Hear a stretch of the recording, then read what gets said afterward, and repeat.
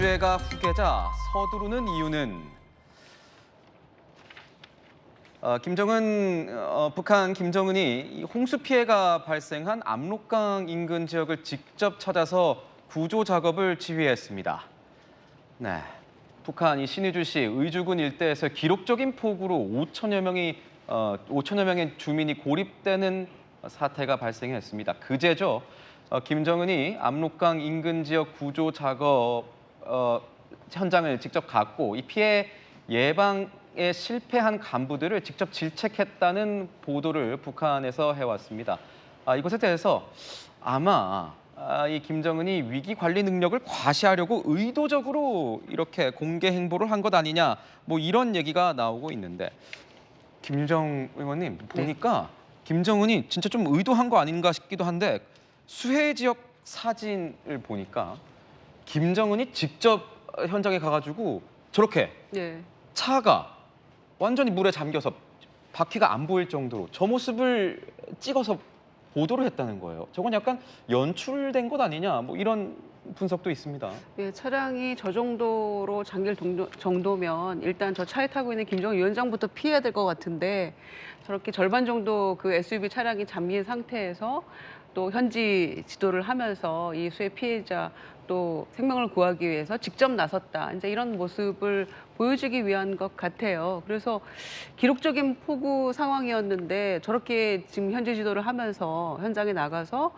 얼마나 어떻게 그 본인이 실질적으로 도움이 돼서 구조를 할 수 있었는지 모르겠습니다만은, 보니까 뭐 헬기도 띄우고 이렇게 해가지고 많은 주민들을 뭐 대피시키고 이렇게 했다고 하는데, 뭐 천재지변이라서 본인이 질책하는 것만으로 이게 뭐 사후 수습이 되는 건 아닙니다만은, 그만큼 본인이 이제 그 북한의 어떤 주민들을 향한 그런 뭐 사랑하는 마음이랄지 이런 것들, 그리고 지도자로서의 어떤 덕목, 이런 것들을 실제로 실천하는 모습을 보임으로써 어떤 지지를 끌어내기 위한 또 그런 모습이 아닌가 생각하고요. 뭐 이어지는 어떤 김주의 후계 구도와 관련해서 또 말씀 나누겠습니다마는, 그런 어떤 명분을 세우기 위한 그런 액션이 아닌가 이런 생각도 듭니다. 네, 저도 예전에 베이징 특파원 하면서 이 북중 접경 지역에 있기 때문에 압록강이요, 저도 많이 갔던 지역입니다. 중국 쪽에서 많이 바라봤던 기억이 있는데, 공개된 이 수해 지역 사진을 좀 보면 굉장히 뭐 아예 지붕들이 안 보일 정도로 비가 기록적으로 많이 오긴 했더라고요. 또 이 압록강이라는 게 여러분 어느 정도 한 1km 정도 이렇게 폭이 되는 굉장히 넓은 지역도 있고 해서 아마 피해가 좀 크지는 않았나 이렇게 생각이 좀 듭니다. 일각에서는 이렇게 경제난이 고착된 가운데 자연재해로 피해가 큰 경우 체제의 내구성이 급격하게 떨어질 수 있기 때문에 김정은이 직접 민심 이반을 막기 위해서 이 위기 관리 능력을 과시하기 위해서 현장에 찾아간 모습을 이렇게 의도적으로 보인 게 아니냐, 이런 분석들이 나오고 있습니다. 이런 가운데 김정은의 이 건강과 관련된 새로운 소식이 들어왔습니다. 건강 악화설이 또다시 제기됐습니다. 어제 알려진 내용인데요. 김정은이요, 지금 몸무게가 140kg에 달한다, 이런 얘기가 있습니다. 이양수 의원님. 예, 그래서 지금 상당히 그 초고도 비만이고, 그리고 그 당뇨 같은 경우에는 뭐 30대 때부터 지금 앓기 시작해가지고 상당히 심각한 상태로 알려져 있습니다. 그래서 기존 약으로는 지금 치료가 어렵고 새로운 처방이나 새로운 치료법을 좀 적용해야 될 정도다, 이렇게 지금 저희 정보당국에서 파악을 하고 있는 것으로 알고 있어요. 사실 과거로 돌아가서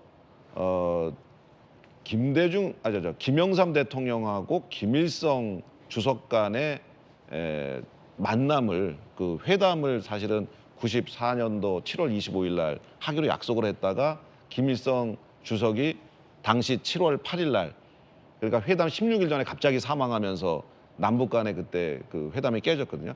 당시 북한은 고난의 행군 시작점이었고 각종 대북 제재를 통해서 굉장히 어려운 상황이었는데, 그때 만약에 그 만남이 성사가 됐다면은 남북 간의 관계가 굉장히 급물살을 탈 수 있었었는데, 김일성의 사망으로 그게 물거품이 된 그런 안타까운 그 일이 있었습니다. 그런데 그 이후로 이제 북한은 계속 고립의 길을 걸었고요. 그런데 지금 김정은 위원장의 또 이 건강 상태가 안 좋다 보니까 자꾸 또 그 딸의 김주혜 아직 어리거든요. 네. 아직 어리고 그런데 거기에 이제 후계자에서 이런 얘기도 지금 계속 나오고 있어요. 후계자 아니냐. 어디 가면은 이제 후계자로 삼으려고 저렇게 데리고 다니는 거 아니냐. 그리고 향도라는 말을 씁니다. 김주혜한테. 향도. 예, 향도라고 하는 것은 이제 지도자라는 뜻이거든요. 그래서 이런 것들이 지금 김정은의 건강 악화와 그리고 다음을 대비하는 어떤 포석 아닌가 하는 의심을 자아내고 있기 때문에 저희 정보 당국에서 좀 더 면밀한 관심이 필요할 거라고 생각합니다. 김광산 변호사님, 이 정도라면 아마 뭐 정보 당국에서 이렇게 파악한 내용을 저희가 이제 전해 듣는 걸 텐데, 김정은 가족 같은 경우에는 예전부터 이 심혈관 질환들이 있다 이런 걸로 알려져 있지 않습니까? 이 정도 상황이면 좀 위태해 보인다 이런 분석들도 나오더라고요.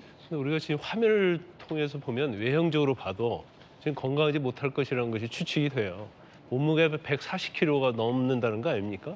나이가 40인데 그러면 당연히 이제 고혈압하고 당뇨가 있을 가능성이 크고, 그걸 본인이 또 어떻게 운동을 한다랄지 뭐 어떻게 하는 스타일이 아니고 또 술과 뭐 담배 이런 것을 엄청 즐긴다고 합니다. 근데 그런 거 보면 건강이 굉장히 좋지 않다. 더군다나 김일성도 마찬가지고 김정은도 마찬가지고 심혈관 질환의 어떤 유전적 요인도 있지 않습니까? 그러면 저렇게 건강이 나쁘다는 건데, 지금 쿠바의 그 참사로 있던 그 리르규가 한국으로 망명했지 않습니까? 근데 그분의 이 얘기를 들어보니까 우리가 보는 것과 다르게 얼굴이 굉장히 빨갛다고 그래요. 얼굴이 빨갛다. 예. 뭐 이렇게 뭐 화면은 나오지 않지만, 그래서 건강 상태가 굉장히 안 좋다는 얘기를 하는 걸 보면 지금 40세의 나이임에도 불구하고 여러 가지 뭐 지금 상황이 좋지 않다 이렇게 보고, 그 자꾸 40세면 굉장히 젊은 나이잖아요. 그러면 지금은 후계자를 생각할 때가 아니거든요. 근데 거기다 대고 지금 뭐 친구들과 뛰어놀고 장난하고 그래야 할 김주혜를 데리고 다니면서 특히 이제 군사시설을 데리고 다닌다는 거 아닙니까? 같이 다니는 장소가 군사시설이 70%라는 거예요. 근데 이게 정상국가에서 있을 수 있는 일인지 모르겠어요. 어린애를 데리고 다니면서 후계자 어떤 수업을 시키는 이런 상황이 어쨌든 간에 우리의 나이로 따지면 40세는 젊은 나이임에도 불구하고 저런 행동을 계속 반복하는 걸 보면 뭔가 김정은에게도 건강상 문제가 있지 않나 그런 생각을 할 수밖에 없는 것 같습니다. 네. 전 약간 궁금해요. 왜냐하면 정보 당국에 들어보면은 북한에서도 이 채널A 방송사 뭐 다 일일이 모니터하는데 김정은이 본인의 건강에 대해서 이렇게 아침에 얘기를 나누고 있다는 걸 보면은 어떤 생각이 들지 좀 궁금하기도 합니다. 조기현부 위원장님, 그러니까 아까 말씀해주신 대로 보면은 너무 이르게 지금 김주혜한테 뭔가 후계 구도를 낙점지으려고 하는 것 아니냐, 이게 뭔가 건강 이상설과 관련이 있는 것 아니냐 이런 얘기가 지금 나오고 있는 거예요. 후계 구도가 이 정도면은 확실하게 정해졌다 저희가 뭐 확정을 해도 되는 상황일까요? 어떻습니까?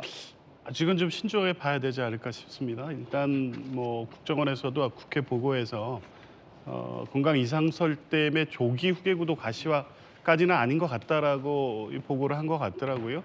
어쨌든 근데 뭐 이 북한 체제 자체가 장기간 기간을 두고 백두혈통 가운데 후계 구도를 정해가는 과정을 겪어왔기 때문에 그 과정의 일환이 아닌가 싶고, 한편으로는 당연히 김정은 위원장의 건강을 고려하지 않을 수 없겠죠. 지금 상황으로 봐서는 사실 뭐 저 정도의 이 체중이라든가 지금까지 드러난 정보만으로도 어느 날 갑자기 어떤 일이 발생한다고 해도 그게 뭐 이상하다고 볼 수 없는 상황이라고는 정보도 있기 때문에 그런 전체적인 상황을 고려하고 있지 않나 보입니다.